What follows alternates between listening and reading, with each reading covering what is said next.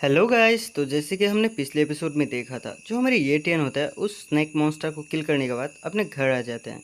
यहाँ पे हमें उस सिटी का सीन दिखाया जाता है जहाँ पे ये टेन जो होता है वो अपने घर पे आ गया होता है। यहाँ पे हम देखते हैं कि ये टेन और अपने उसका जो सिस्टर है वो यहाँ पे उन सारे ट्रेजर के सामने बैठा हुआ होता है। और जो हमारे ये टेन होता है वो अपनी सिस्टर को वहाँ से एक लिक्विड देता है उसको पीने के लिए। लेकिन उसका जो सिस्टर होता है वो कहता है कि ब्रदर, मेरा जो टैलेंट है वो अभी तक अवेकन नहीं हुआ है, तो मैं इसको लेकर क्या करूँगा।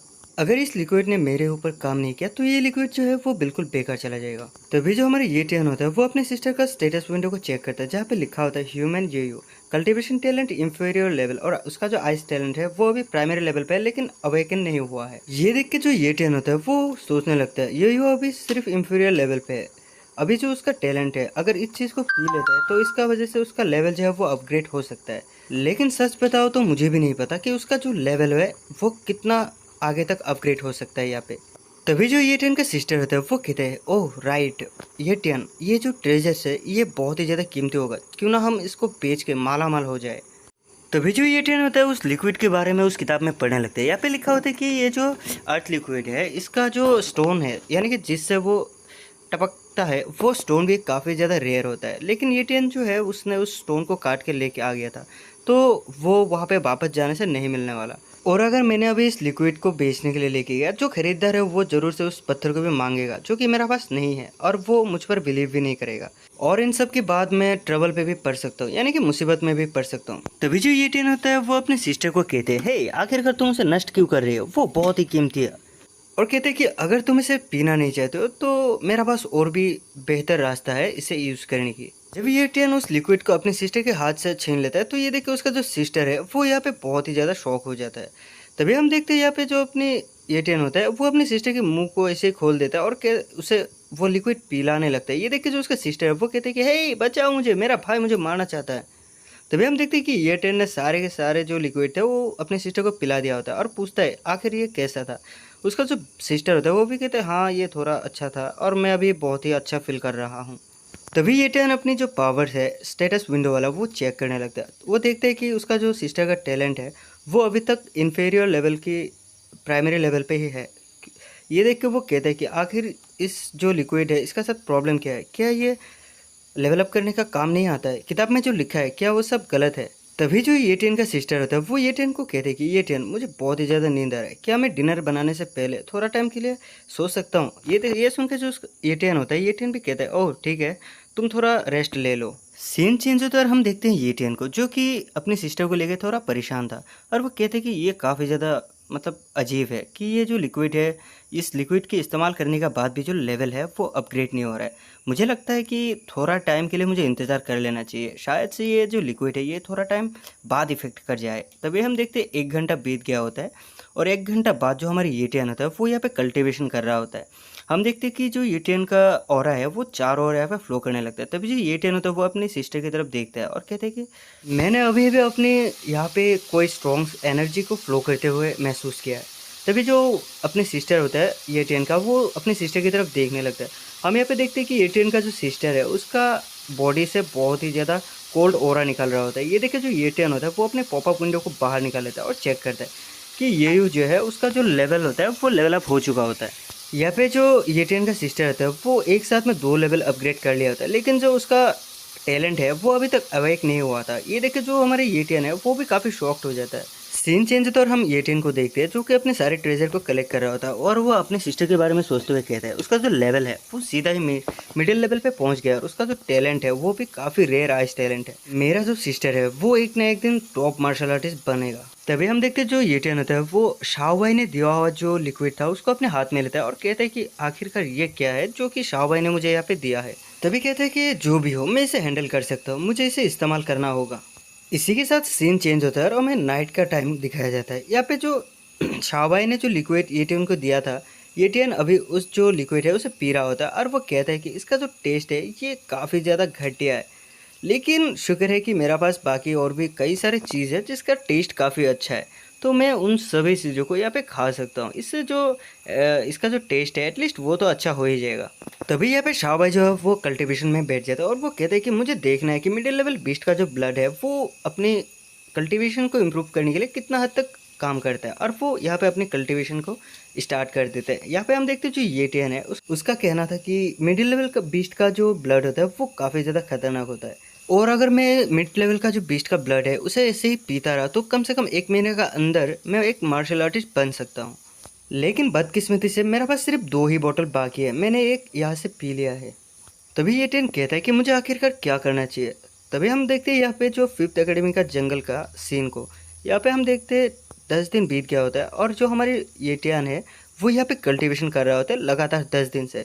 तभी हम देखते हैं वहाँ पे जो येटियन है वो अपनी कल्टीवेशन कर ही रहा था, लेकिन तभी वहाँ पे वो जो मोटा बंदा था यानी कि उसका दोस्त वो भागते हुए आता है और येटियन को चिल्लाते हुए कहता है कि ओह नो येटियन। तभी येटियन उसको कहते हैं कि आखिरकार ऐसा क्या हो गया कि तुम इतना घबराए हुए हो। तभी मोटा कहते कि मुँह वो ये सुन के जो हमारा ये टेन होता है वो कहते कि ओ तो वो यहाँ पे आया है। ये सुन के जो मोटा बंदा होता है वो कहते कि नहीं नहीं, उसका जो कल्टीवेशन है वो काफ़ी ज़्यादा सीक्रेटली करवाया गया था और वो अभी एक कल्टीवेशन में मार्शल आर्टिस्ट बन गया है। और वो घबराते हुए कहते हैं कि मुझे जहाँ तक लगता है कि उसका जो कल्टीवेशन है वो काफ़ी ज़्यादा हद तक आगे चला गया और मुझे लगता है शायद से वो कुछ करने की तैयारी में और वो आपके पीछे ज़रूर आएगा। ये सुन के जो हमारी ये ट्रेन होता है वो यहाँ पे चुप हो जाता है, लेकिन जो मोटा बंदा होता है वो चिल्लाता रहता है और वह कहता है कि हे आखिर तुम यहाँ पे बैठ कैसे सकते हो, ये बहुत ही ज़्यादा अर्जेंट मैटर है। तभी जो ये ट्रेन होता है वो कहता है कि हाँ वो प्राइवेटली कल्टीवेशन कर रहा है और मुझे जहाँ तक लगता है कि वो मुझे पिक करने के लिए ज़रूर से आएगा। और वो मन ही मन कहते हैं कि मैंने उसका जो स्टेटस विंडो है उसे चेक किया और वो अभी सिर्फ मिड लेवल कल्टीवेशन टैलेंट में है। सो मुझे जहाँ तक लगता है कि 1 महीने से पहले वो मार्शल आर्टिस्ट नहीं बन पाएगा। तभी जो मोटा बंदा होता है वो ये टेन से कहता है अगर वो एक मार्शल आर्टिस्ट बन गया तो तुम एक केक की पीस की तरह बन जाओगे जिसे वो खत्म कर देगा। तभी ये टेन उस मोटे बंदे से कहता है कि देखो वो कल्टीवेशन कर रहा है तो मैं क्या यहाँ पे झाक मारने के लिए बैठा हूँ, मुझे कोई डर नहीं है, वो कल्टीवेट करके अपना जो मार्शल आर्टिस्ट बन भी जाए तो। ये सुन के जो मोटा बंदा होता है वो काफी ज्यादा गुस्से में आ जाता है और वो कहते कि हे तुम्हें शायद से नहीं पता वो काफी अमीर फैमिली से बिलोंग करता है, उसे काफी अच्छे से रिसोर्सेज भी मिलता है कल्टीवेशन करने के लिए और तुम एक गरीब घर से हो और गैस करो कि तुम्हारे पास सिर्फ 3 बोतल ब्लड था और मुझे जहाँ तक लगता है तुमने उन तीनों को पी लिया होगा। ये सारी बातों को सुन के जो हमारे ये टेन होता है वो हंसते हुए कहते हैं कि हाँ मैंने उन तीनों बोतल को पी लिया है। तभी जो वो मोटा बंदा होता है वो डर के हमारे घुटनों में आ जाता है और कहते हैं कि मैं आखिरकार हम लोग कर ही क्या सकते हैं, लेकिन तुम चिंता मत करो, एक अच्छे दोस्त होने के नाते मैं तुम्हारे लिए फिनरल जरूर से अरेंज कर दूंगा और साथ ही साथ तुम्हारा जो सिस्टर है उसका भी अच्छे से ख्याल रखूंगा। तभी जो ये टेन होता है वो कहते हैं कि मेरे पास अभी भी लो लेवल बीस्ट का ब्लड है और साथ ही साथ उस स्नेक का हार्ट में से निकला हुआ जो ब्लड है वो भी मेरा पास है। अगर यहाँ पे मैंने उन सारे ब्लड को पी लेता हूँ तो कम से कम मेरा जो लेवल है वो हाई लेवल मार्शल डिसाइपल के बराबर तो हो ही जाएगा। तभी हम देखते हैं ये टेन जो होता है वो अपनी कल्टीवेशन में फिर से बैठ गया होता है और वो कल्टीवेशन करते हुए यही सोच रहा था कि मैं अभी तक एक मार्शल आर्टिस्ट नहीं बना, मेरे पास ऐसा कोई रास्ता नहीं है जिससे मैं जल्दी से जल्दी अपनी लेवल अप कर सकूं। तभी वो सोचते हुए कहता है कि अगर मेरे पास जितना भी टैलेंट है अभी के टाइम पे, स्पीड टैलेंट और स्वॉर्डमैनशिप टैलेंट, मैं श्योर हूँ कि मैं वो सारे के सारे मार्शल आर्टिस्ट से तो अच्छा ही होगा, मैं उन सभी को बीट कर सकता हूँ। इसी के साथ ये सीन चेंज होता है और हमें मू फैमिली को दिखाया जाता है। यहाँ पे हम देखते हैं कि मू फैमिली का जो विला है वो काफ़ी बड़ा है, यानी कि काफ़ी लग्जरियस विला है इनका। यहाँ पे हम विला का अंदर देखते हैं, यहाँ पे एक रूम जो है उसका सामने एक सिक्योरिटी गार्ड होता है और उस रूम का दरवाजा जो है वो काफ़ी टाइटली लॉक था, लेकिन ये जो दरवाजा है उसमें क्रैक पड़ने लगता है। तभी हम देखते हैं कि उस दरवाजे को तोड़ के वहाँ से एक बंदा जो है वो बाहर आने लगता है। तभी हम देखते हैं यहाँ पे कोई और नहीं मू शाओबाई होता है। मू शाओबाई को कोई बंदा कह रहा होता है कि सर आखिरकार आप बाहर आ ही गए हो। तभी हम उस बंदे को देखते हैं जो कि मू शाओबाई का बॉडीगार्ड होता है, वो कह रहा होता है कि कांग्रेचुलेशन सर, आप अभी एक मार्शल आर्टिस्ट बन गए हो, आप बहुत ही ज्यादा औसम हो। यहाँ पे मू शाओबाई को 2-3 लेडीज जो होता है मेड होता है वो आके कपड़ा पहनाने लगता है। तभी हम देखते हैं वहाँ पे जो शाओबाई का फादर होता है वो आ गया होता है। शाओबाई का जो फादर है वो यहाँ पे हंसते हुए आके कहता है कि शाओबाई आखिरकार तुमने कर दिखाया। ये देख के शाओबाई कहता है कि हाँ फादर आप। तभी शाओबाई का जो फादर है वो शाओबाई को कहता है कि मैं देख सकता हूँ तुम्हारा जो लेवल है वो मार्शल आर्टिस्ट बन गया है, तो तुमने बहुत अच्छा काम किया मेरे बच्चे।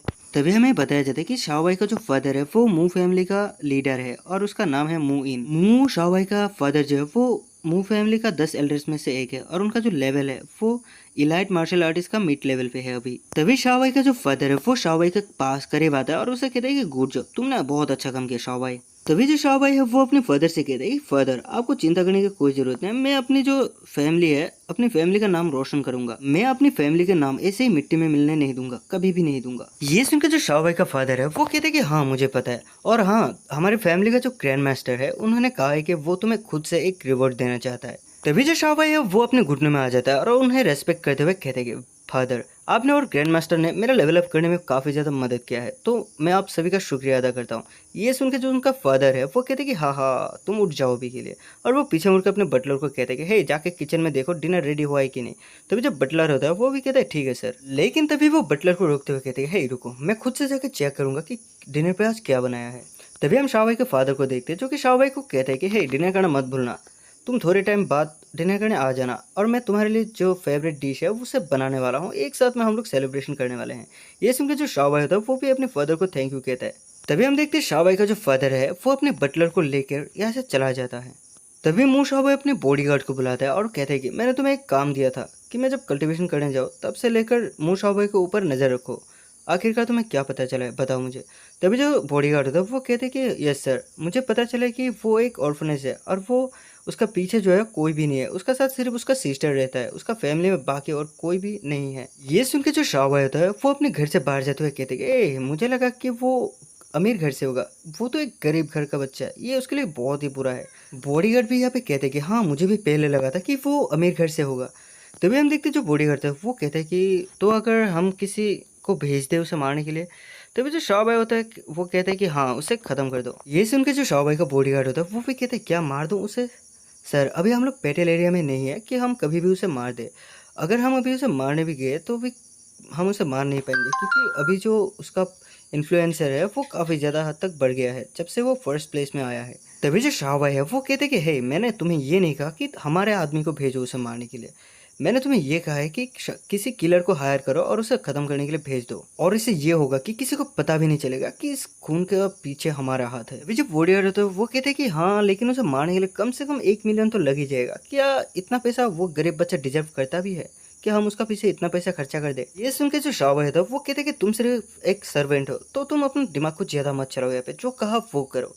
तभी हम देखते हैं मुंह शाहबाई को जो कि कह रहा होता है कि क्या तुम्हें इस बात का पता है कि कुछ फैमिलीज जो होता है काफ़ी ज़्यादा मेहनत करने के बाद भी वो सिर्फ गरीब ही रहता है और वो सिर्फ अपनी ज़िंदगी को बिताने के लिए खाना पानी ही जुगाड़ कर पाता है, लेकिन कुछ फैमिली ऐसे होते हैं जो कि काफ़ी अमीर बन जाता है और वो सब पे राज करता है। क्या तुम्हें पता है कि आखिरकार ऐसा क्यों होता है?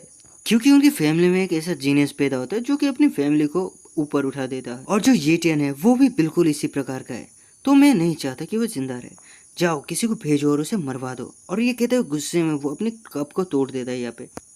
तो जो फिफ्थ एकेडमी है वो इसीलिए बच्चों को ट्रेन नहीं करता है कि वो एक अच्छा मार्शल आर्टिस्ट बन सके, बल्कि इसलिए करता है ताकि वो अपनी ज़िंदगी को आगे ले जा सके। तभी जो मुंह शाहबाई होता है वो अपने बॉडीगार्ड को टोकते हुए कहता है कि हमें उन सारी चीज़ों को ख़त्म कर देना चाहिए जो कि हमें नुकसान पहुंचा सकता है।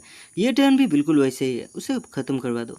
सीन चेंज होता है और हम देखते हैं फिफ्थ ग्रेड एकेडमी में से जो फिफ्थ एकेडमी है उसका जंगल का सीन को। यहाँ पे जो हमारी ये टर्न है वो अपनी स्वॉर्डमैनशिप का जो स्किल है उसको प्रैक्टिस कर रहा होता है। हम यहाँ पे देख सकते हैं कि उसका जो स्वॉर्डमैन स्किल है वो काफ़ी ज़्यादा इंप्रूव हो चुका है। यहाँ पे ये टेन अपनी स्पीड टैलेंट के साथ जब स्वॉर्डमैनशिप को यूज़ करता है तब स्पीड की वजह से ऐसा लगता है जैसे कि मानो जो ये टेन है उसने अपने कई सारे क्लोन को बना के रखा हो।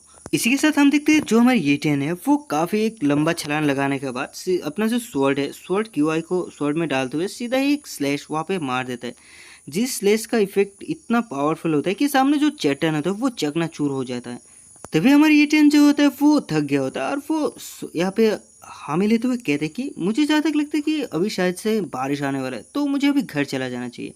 तभी हम देखते हैं कि बारिश आ गया होता है और जो ये टेन होता है हमारा वो अपने घर की तरफ एक गली से जा रहा होता है। तभी हम देखते हैं कि ये टेन को कुछ एहसास होता है और वो वहाँ पे ही रुक जाता है, उसे मानो ऐसा लग रहा था कि कोई उसका पीछा कर रहा है। तभी हम देखते हैं जो इलेक्ट्रिक पोज है उसका ऊपर उसका जो स्टेटस विंडो है वो एक्टिव हो जाता है, इससे उसे पता चल जाता है कि वहाँ पे शायद कोई है जिसका जो स्टेटस विंडो है वो एटीएन को नज़र आ रहा है, और वो सोचता है कि आखिर वहाँ पे कौन हो सकता है। तभी हमें पता चलता है कि एटीएन को भी पता चल गया होता है कि वहाँ पे हाँ कोई है जिसका विंडो स्टेटस वहाँ पे दिखा रहा होता है, और उसमें लिखा होता है कि ली चून कल्टीवेशन टैलेंट जो है वो इन्फीरियर लेवल पे है, और उसका जो टैलेंट है वो डार्क शेडो है जिसका लेवल प्राइमरी लेवल पे है। तभी हम देखते हैं जो ये टेन है वो देखते हैं कि वहाँ पे जो पॉपअप विंडो है वो गायब होने लगता है। तभी हम देखते हैं वो बंदा जो ऊपर था वो सीधा ही ये ट्रेन के ऊपर हमला कर देता है, लेकिन ये ट्रेन जो है उसे इस हमले के बारे में पता चल जाता है, जिस वजह से टाइम रहते ही ये ट्रेन ने उस हमले को डॉज कर लिया होता है। तभी हम देखते हैं उस बंदे ने दोबारा से ये ट्रेन के ऊपर अटैक कर दिया होता है, लेकिन ये ट्रेन जो है वो अपने स्वॉर्ड को बाहर निकाल के उस अटैक को डॉज करते हुए सीधा पीछे चला जाता है। हम देखते हैं उस बंदे का अटैक इतना पावरफुल था कि ये ट्रेन जो है वो खिसकते हुए काफ़ी दूर चला जाता है। तभी हम देखते हैं उस बंदे को देखकर येटियन कहता है कि आखिर तुम कौन हो। लेकिन यहाँ पे वो बंदा जो है वो यहाँ पे येटियन का सवालों का जवाब नहीं देता और वो अपनी तलवार को लेके सीधा येटियन की तरफ बढ़ने लगता है और वो कहता है कि मैं वो हूँ जो तुम्हें मार देगा अभी। तभी हम देखते हैं कि येटियन जो होता है ये बात सुन के काफ़ी ज़्यादा शॉक्ड हो जाता है और वो भी अपनी जो स्वॉर्ड क्यूआई है यानी कि स्वॉर्ड का ऑरा है उसे एक्टिव कर लेता है। तभी हम देखते हैं वो बंदा भी यहाँ पे ईविल स्माइल देख के कहता है कि मैं तुम्हें अभी यहाँ पे ख़त्म कर दूंगा। तभी जो येटियन होता है वो कहता है कि हे रुको, कहीं तुम्हें मुंह शाओबाई ने तो नहीं भेजा मुझे खत्म करवाने के लिए। ये कहते हुए जो हमारे येटियन है वो अपनी स्वॉर्ड को यहाँ पे अपने हाथों में कस के पकड़ लेता है और वो कहता है कि हाँ लेकिन मुझे लगता है कि वो अभी मार्शल आर्टिस्ट बन गया। वो चाहता तो वो खुद से आके मुझे मार सकता था, फिर वो ऐसा क्यों करेगा? क्या वो मेरे साथ कोई ट्रिक खेलना चाहता है? अभी ये सब सोच ही रहा था कि वो जो बंदा था वो सीधा ही अपने पावर्स का इस्तेमाल करते हुए येटियन के ऊपर अटैक करने के लिए यहाँ पे आ गया होता है। लेकिन जो हमारी येटियन है उसको पता चल जाता है कि उसका ऊपर हमला होने वाला है, जिस वजह से येटियन जो है वो भी अपने स्वॉर्ड को निकाल के उस अटैक को डॉज करने लगता है। इस बंदे का अटैक जो है वो काफी टेरिफाइंग थे। इसका ऑरा भी यहाँ पे चारों तरफ फैल गया होता है और इस ऑरा प्रेशर की वजह से जो हमारे येटियन है वो खिसकते हुए काफी ज्यादा दूर चला जाता है। येटियन कहते हैं कि वो फिर से गायब हो गया। हम देखते हैं कि जो डार्क शेडो का पावर होता है उसका मदद से यहाँ पे जो इंसान है वो अपने आप को इनविजिबल भी बना सकता है। ये देख के येटियन भी यहाँ पे काफ़ी ज़्यादा हैरान हो जाता है। तभी हम देखते हैं उस बंदे ने येटियन के ऊपर पीछे से हमला कर दिया होता है, लेकिन येटियन को इस बारे में भी पता चल जाता है और वो टाइम रहते अपने आप को डिफेंड करके उस बंदे के अटैक से खुद को बचाते हुए सीधा ही उस बिल्डिंग का छत पे पहुंच जाता है। येटियन को इस तरह से अपने अटैक को डॉज करते हुए देख के कहता है कि डैम, आखिरकार एक मार्शल डिसेबल मेरे अटैक को इतना फास्ट कैसे डॉज कर सकता है। तभी येटियन ऊपर से कहता है कि अभी अटैक करने का बारी मेरा है, रेडी हो जाओ। और इतना स्पीड के साथ उस बंदे के ऊपर अटैक करते कि उस बंदे को पता ही नहीं चलता। पल भर में येटियन उसका सामने आ जाता है और उसके ऊपर एक स्लैश लगा देता है। हम देखते हैं कि इस स्लैश की वजह से जो बंदा होता है वो काफ़ी ज़्यादा शॉक हो जाता है और वो खिसकते हुए काफ़ी दूर चला जाता है और इस अटैक की वजह से वो सीधे ही जाके वहाँ पे दीवार पे लगता है, जिस वजह से वहाँ पे एक बहुत बड़ा धमाका हो जाता है। तभी येटियन देखते हैं कि वो जो बंदा है वो वापस से इनविजिबल हो चुका है। इस वजह से जो येटियन है वो भी थोड़ा परेशान हो जाता है और वो कहता है कि वो वापस से इनविजिबल हो गया और कहता है कि अगर मेरी जगह पे यहाँ पे कोई नॉर्मल बंदा होता तो इस बंदे को इनविजिबल होने के बाद ढूंढ के निकालना काफ़ी ज़्यादा मुश्किल हो जाता उनके लिए। लेकिन मेरे मामले में थोड़ा अलग है। लेकिन यहाँ पे छुपन छुपाई का खेल खेलना ये सब ट्रिक मेरे ऊपर काम नहीं करने वाला। हम देखते हैं कि जो येटियन है वो एक लंबा छलांग लगाता है ऊपर की तरफ और वो सीधा ही जाके उस बंदे के ऊपर अटैक कर देता है। हम देखते हैं कि इस अटैक की वजह से जो वो बंदा होता है वो घायल हो जाता है, उसका मुंह से ब्लीडिंग होने लगता है। इस अटैक की वजह से वो बंदा उड़ते हुए काफ़ी दूर जाके गिरता है, जिस वजह से वहाँ पे जो जमीन है वो भी शेटर हो जाता है और वो कहते हैं कि आखिर कैसे कैसे तुमने मुझे ढूंढा। यहाँ तक कि यहाँ पे इलाइट लेवल का जो मार्शल आर्टिस्ट है उनके लिए भी मुझे ढूंढ पाना काफ़ी ज़्यादा मुश्किल है कि मैं कहाँ पे हूँ एग्जैक्टली। आखिरकार तुम्हें पता कैसे होता है कि मैं किस तरफ से अटैक करने वाला हूँ और मैं कहाँ पे हूँ? आखिर तुम हो कौन? तभी हम देखते हैं जो येटियन है वो अपने पावर्स को एक्टिव करते हुए उसकी तरफ बढ़ने लगता है और वो कहता है कि क्या तुम इस बारे में जानने के लिए क्यूरियस हो? क्या तुम्हें जानना है कि मैं ये कैसे करता हूँ? ठीक है, तो मुझे पहले ये बताओ कि तुम्हें यहाँ पे किसने भेजा है? ये सुनकर वो बंदा जो होता है वो कहता है कि हाँ ठीक है, मैं तुम्हें बता दूंगा। ये कह के सीधा ही येटियन के ऊपर वो अटैक कर देता है, लेकिन जो येटियन होता है वो उस अटैक को भी डॉज कर लेता है यहाँ पे, क्योंकि उसे उस अटैक के बारे में पहले ही पता चल गया होता है। तभी हम देखते हैं कि येटियन जो होता है वो जंप करते हुए उस बंदे की अटैक से अपने आप को बचा लेता है यहाँ पे और वो उस अटैक को डॉज करते हुए पीछे आ जाता है। यहाँ पे हम देखते हैं कि येटियन जो होता है वो अपने पावर को इस्तेमाल करते हैं, अपने जो स्पीड टैलेंट है उसको इस्तेमाल करते हुए सीधा ही जाके उस बंदे के आर पार अपने तलवार को घुसा देता है, जिस वजह से वो जो बंदा होता है वो काफी ज्यादा जख्मी हो जाता है। हम देखते हैं कि येटियन का तलवार जो है वो उस बंदे का सीधा ही सीने में घुस जाता है। येटियन उस बंदे को कहते हैं कि मैं तुम्हें दोबारा पूछ रहा हूँ, आखिर ये बताओ कि तुम्हें यहाँ पे किसने भेजा?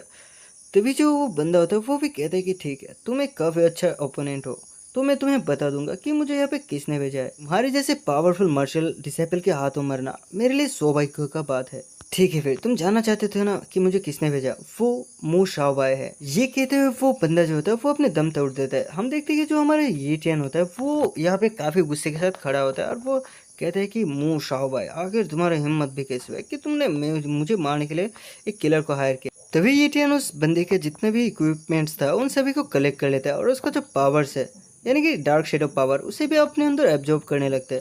हम देखते हैं कि उस डार्क शेडो पावर जो है वो येटियन के अंदर यहाँ पे ट्रांसफर हो जाता है और वहाँ पे स्टेटस विंडो कहता है कि डार्क शेडो का जो पावर है वो कॉपी हो चुका है। यहाँ पे वो जो डार्क शेडो पावर था वो येटियन के अंदर मर्ज हो जाता है और हम देखते हैं यहाँ पे उस पावर्स की वजह से चारों ओर कोहरा ही कोहरा फैल जाता है यानी कि स्मोक फैल जाता है। तभी हम देखते हैं स्टेटस विंडो को, जो कि बता रहा था कि ये टेन कल्टीवेशन टैलेंट जो है वो मिड लेवल पर है, और स्पीड टैलेंट जो है वो प्राइमरी लेवल पे, और स्वॉर्डमैनशिप टैलेंट वो मिडिल लेवल पे, और जो डार्क शेडो टैलेंट है वो फिलहाल के लिए तो प्राइमरी लेवल पे है, क्योंकि उसे अभी अभी कॉपी किया गया है। तभी हम ये टेन को देखते हैं जो कि काफ़ी गुस्से में होता है, और वो कहता है कि अब मेरा पास भी डार्क शेडो का पावर है। सीन चेंज होता है और हमें जंगल का सीन दिखाया जाता है। यहाँ पे काफ़ी तेज़ बारिश हो रहा था, और हम देखते हैं कि यहाँ पे बिजलियाँ भी काफ़ी ज़ोरों शोरों से कड़क रहा होता है। लेकिन जो हमारे ये टेन होता है वो उस बंदे को यहाँ पे लाया होता है इस जंगल में दफनाने के लिए, क्योंकि इस बंदे ने मूसावे के बारे में ये टेन को बता दिया था। तो इसी वजह से शायद से इस बंदे को हमारी जो ये टेन है उसने दफनाने की ठान ली होगी, तो उसे यहाँ पे दफन कर देता है। हम देखते कि इसी के साथ ये टेन कहते हैं कि मैं इसी तरह से अपनी ज़िंदगी में धक्का नहीं खा सकता, मुझे कुछ करना होगा। मेरा जो ज़िंदगी है वो एकदम बराबर से एक पत्ते के जैसे, जो कि हिलता डुलता रहता है, और वो गिरने का चांसेस भी उसका बहुत ज़्यादा रहता है। मुझे अपने आप को ताकतवर बनाना होगा, मुझे अपने आप को एक आदमी बनाना होगा जो कि इस दुनिया में परफेक्टली रह सके, और मैं कभी भी दूसरों को धक्का देने वाला नहीं बनना चाहता। इसी के साथ सीन चेंज होता है और हमें ये टेन का घर का सीन को दिखाया जाता है। यहाँ पे बहुत तेज़ी से बारिश हो रहा होता है, और जो हमारा यहाँ पे देखते जंगल में भीग के आने के बाद जो हमारे ये टेन है वो अपने घर में आकर नहा के अपना बाथरूम से निकल कर अपना जो कपड़ा होता है वो उसको पहन लेता है। और हम देखते हैं कपड़े पहनने के बाद जो हमारे ये टेन होता है वो रेस्ट करने के लिए अपने बिस्तर पर चला जाता है, और वो कहते हैं कि हाँ ये कितना अच्छा है। तभी हम देखते हैं ये टेन ने उस बंदे से जितना भी इक्विपमेंट्स लिया था उनके ऊपर नजर जाता है, और वो कहते हैं कि ये सारे के सारे मैंने उस बंदे से लिया है जिसको मैंने फिलहाल किल किया है। वो वहां से जो दो तलवार था उस बंदे का, उन दोनों तलवार को उठा लेता है, और वो कहते हैं कि ये जो तलवार है ये काफी रेयर तलवार है, और इसका जो पावर्स है वो वाइटलिटी वेपन्स के तौर पे जाना जाता है। और उसका नजर वहाँ पे रखे हुए जितने कार्ड होते हैं उनके ऊपर जाता है। वो कहते हैं कि इस गोल्डन कार्ड जो है इसका कीमत कम से कम 1 मिलियन होगा, और जो बाकी दो व्हाइट कार्ड है उनका कीमत कुल मिला के 1 मिलियन होगा। तो इन सारे के सारे कार्ड्स को मिला के मेरे पास 3.5 मिलियन डॉलर्स तो हो ही जाएंगे। और वो यहाँ पे शैतान से देते हुए कहते हैं कि मैं इन सबको वेस्ट नहीं करना चाहता। मूसावे ने मुझे मारने के लिए किलर हायर किया और काफ़ी पैसे खर्च किए, मैं इन पैसों का इस्तेमाल करूंगा। और वो अपने वॉलेट पे उन पैसों को रख देता है। तभी उसका नजर जाता है शेडो स्वॉर्ड का जो बुक है उसका ऊपर, और वो कहते हैं कि आखिर ये क्या है। शेडो स्वॉर्ड ये एक ब्रोंज लेवल का शॉर्टमैनशिप का बुक है, और वो यहाँ पे काफ़ी खुश हो जाता है, और वो कहता है कि ये सच में एक वैल्यूएबल ट्रेजर है। मुझे एक ऐसा गाइडेंस मिल गया जिससे मैं अपनी स्वॉर्डमैनशिप स्किल को काफ़ी अच्छा बना सकता हूँ। ये बिल्कुल वो है जो मुझे चाहिए था इतने दिनों से। मुझे लगता है कि मुझे जाना चाहिए और जल्दी से जल्दी इस बुक को पढ़ना चाहिए कुछ सीखने के लिए। तभी हम देखते हैं जो हमारे ये टेन होता है वो अपने दरवाजे को बंद करके अपने रूम के अंदर चला गया होता है। यहाँ पे अपने रूम के अंदर आने के बाद वो उस बुक्स को ओपन कर लेता है, और उसका जो फर्स्ट पेज है उसे पढ़ने लगता है। तभी उसे बाहर की तरफ नजर जाता है, और वो देखते हैं कि वहाँ पे काफ़ी ज़्यादा खतरनाक लाइटनिंग हो रहा था, और वो कहते हैं कि शायद कुछ तो गलत यहाँ पे है। और उसे पता चलता है कि उसका सिस्टर है वो घर नहीं आया होता है। इस वजह से वो काफ़ी ज़्यादा परेशान हो जाता है। वो सोचने लगता है कि मुँह भाई को मेरे बारे में सब कुछ पता चल गया होगा, और वो इसीलिए मुझे यहाँ पे ख़त्म करने के लिए एक किलर को हायर किया है। तो मुझे जल्दी से जल्दी अपने सिस्टर को भी प्रोटेक्ट करना होगा। जिस तरह से मूसावा ने मेरे ऊपर अटैक किया है, शायद से मेरा जो सिस्टर येयू है उसके ऊपर भी अटैक हो सकता है, तो मुझे उसे बचाना होगा। ये कहकर जो येटियन होता है वो अपने घर से बाहर निकल जाता है। हम देखते हैं कि येटियन जो होता है वो अपने स्पीड टैलेंट को यूज़ करते हुए काफ़ी तेज़ी के साथ जा रहा होता है, और वो कहता है कि येयू के साथ मैं यहाँ पे कुछ भी गलत होने नहीं दे सकता। हम देखते हैं ये येटियन जो होता है वो येयू का स्कूल यानी कि उसका सिस्टर का जो स्कूल है वहाँ पे पहुँच गया होता है। यहाँ पे बहुत सारे लोग होते हैं जिस वजह से येयू को ढूंढना थोड़ा मुश्किल हो गया था येटियन के लिए। तभी जो ये ट्रेन होता है वो स्कूल की जो छत है उसका ऊपर से वहाँ पे जाके सीधा ही वहाँ पे नीचे लैंड हो जाता है, और वो देखता है कि सामने बहुत सारे लड़के हैं, लेकिन जो उसका सिस्टर है वो कहीं पे भी उसे नज़र नहीं आता। ये ट्रेन यहाँ पे परेशान हो गया होता है, और वो कहते हैं कि आखिरकार ये यो है कहाँ पे। तभी हम देखते हैं कि ये ट्रेन का पीछे से कोई छतरी लेके आके उसका पीछे ऐसे ही लगा देता है, और कहते हैं कि फ्रीज। ये ट्रेन को जब पता चलता है कि पीछे कोई है, तभी वो अपने पावर्स को एक्टिव करते हुए सीधे जंप करते हुए उस बंदे का पीछे चला जाता है, लेकिन वो वहाँ पे रुक जाता है, और वो कहते हैं कि मुझे लगता है फ्रीज मुझे नहीं तुम्हें हो जाना चाहिए यहाँ पर।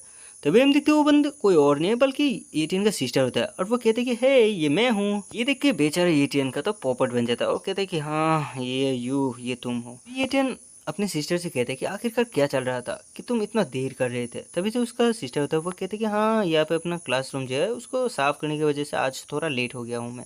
येटियन को देखकर उसे पूछता है कि हे तुम यहाँ पे बिना छाता लिया बिना चप्पल जूता पहने यहाँ पे क्यों आए हो, तुम तो बारिश में भीग रहे हो। ये कहते हैं वो अपना छाता को खोल देता है।